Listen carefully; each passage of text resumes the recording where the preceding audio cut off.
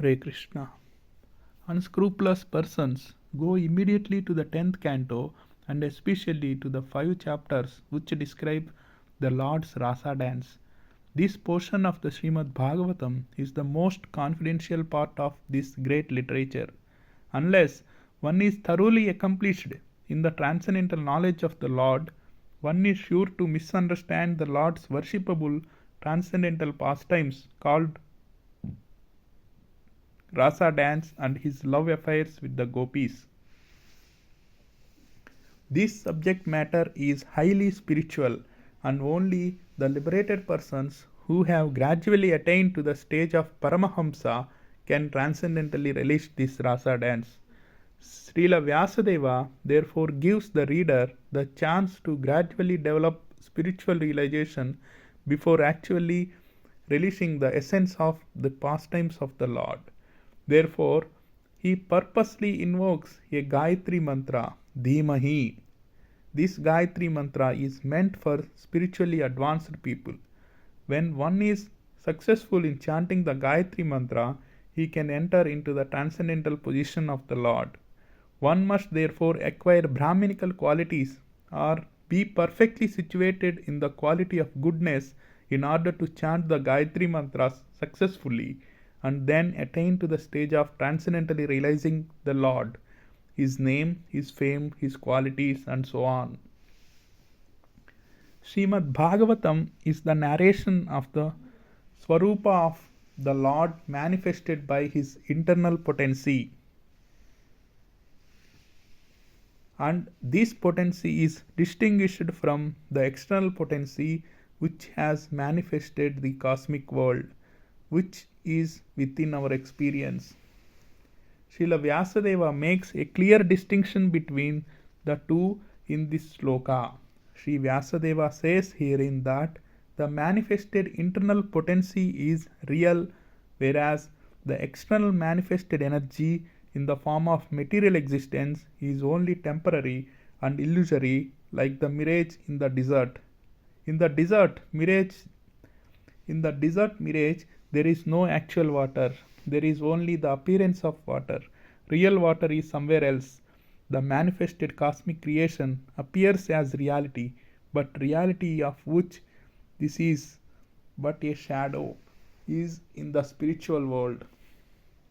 Absolute truth is in the spiritual sky, not the material sky. In the material sky, everything is relative truth. That is to say, one truth depends on something else. This cosmic creation results from the interaction of the three modes of nature, and the temporary manifestations are so created as to present an illusion of reality to the bewildered mind of the conditioned soul, who appears in so many species of life, including the higher demigods like Brahma, Indra, Chandra, and so on. In actuality, there is no reality in the manifested world. There appears to be reality, however, because of the true reality which exists in the spiritual world, where the personality of Godhead eternally exists with his transcendental paraphernalia. The chief engineer of a complicated construction does not personally take part in the construction, but he knows every nook and corner because everything is done under his direction. He knows everything about the construction, both directly and indirectly. Similarly, the personality of Godhead, who is the supreme engineer of this cosmic creation, knows every nook and corner, although affairs are being carried out by demigods. Beginning from Brahma down to the insignificant ant, no one is independent in the material creation. The hand of the Lord is seen everywhere. All material elements as well as spiritual all spiritual sparks emanate from him only, and whatever is created in this material world is but the interaction of two energies, the material and the spiritual, which emanate from the absolute truth, the personality of Godhead, Sri Krishna. A chemist can manufacture water in the chemical laboratory by mixing hydrogen and oxygen, but in reality, the living entity works in the laboratory under the direction of the Supreme Lord. And the materials with which he works are also supplied by the Lord. The Lord knows everything directly and indirectly, and he is cognizant of all minute details, and he is fully independent. He is compared to a mine of gold, and the cosmic creations in so many different forms are compared to objects made from the gold, such as gold rings, necklaces, and so on. The gold ring and the gold necklace are qualitatively one with the gold in the mine, but quantitatively the gold in the mine is different. Therefore, the absolute truth is simultaneously one and different. Nothing is absolutely equal with the absolute truth, but at the same time, nothing is independent of the absolute truth. Conditioned souls, beginning from Brahma, who engineers the entire universe, down to the insignificant ant, are all creating, but none of them are independent of the Supreme Lord. The materialist wrongly thinks that there is no creator other than his own self. This is called Maya or illusion. Because of his poor fund of knowledge, the materialist cannot see beyond the purview of his imperfect senses, and thus he thinks the matter automatically takes its own shape without the aid of a superior intelligence. This is refuted in this shloka by Srila Vyasadeva. Since the complete whole or the absolute truth is the source of everything, nothing can be independent of the body of the absolute truth. Whatever happens to the body quickly becomes known to the embodied. Similarly, the creation is the body of the absolute whole. Therefore, the absolute knows everything directly and indirectly that happens in the creation. In the Shruti mantra, it is also stated that the absolute whole or Brahman is the ultimate source of everything. Everything emanates from him, and everything is maintained by him, and at the end everything enters into him. That is the law of nature. In the Smriti mantra, the same is confirmed. It is said that the source from which everything emanates at the beginning of Brahma's millennium and the reservoir to which everything ultimately enters is the absolute truth or Brahman. Material scientists take it for granted that the ultimate source of the planetary system is the sun, but they are unable to explain the source of the sun.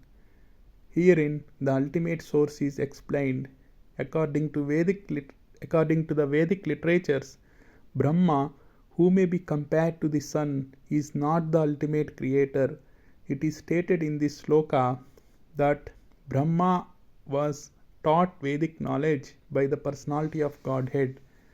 One may argue that Brahma, being the original living being, could not be inspired because there was no other being living at that time.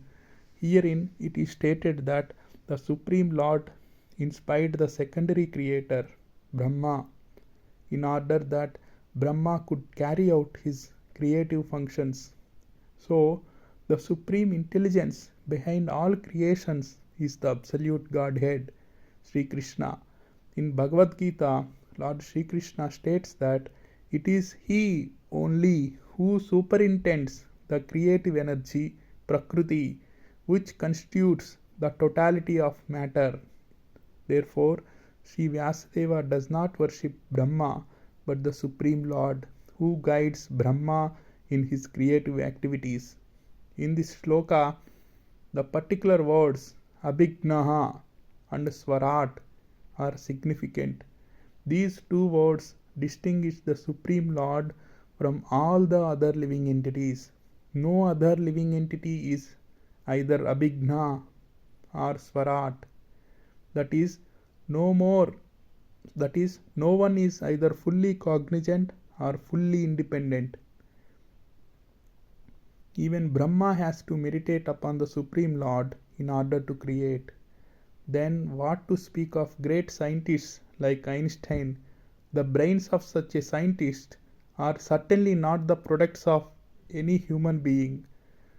Scientists cannot manufacture such a brain. And what to speak of foolish atheists who defy the authority of the Lord? Even Mayavadi impersonalists who flatter themselves that they can become one with the Lord are neither Abhigna or Swarat. Such impersonalists undergo severe austerities to acquire knowledge to become one with the Lord, but ultimately they become dependent on some rich disciple who supplies them with money to build monasteries and temples.